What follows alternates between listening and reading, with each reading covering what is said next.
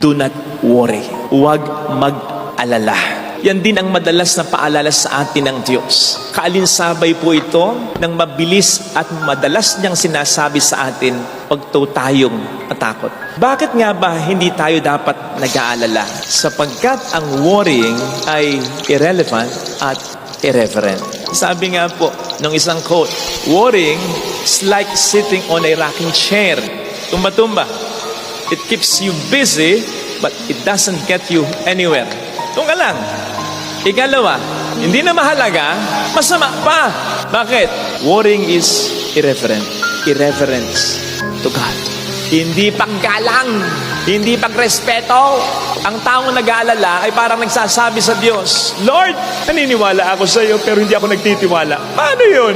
Naniniwala kang makapangyarihan siya pero hindi ka nagtitiwalang gagamitin niya ang kapangyarihan niya pabor sa iyo? Lalo na ngayong meron kang problema, insulto sa Diyos yun.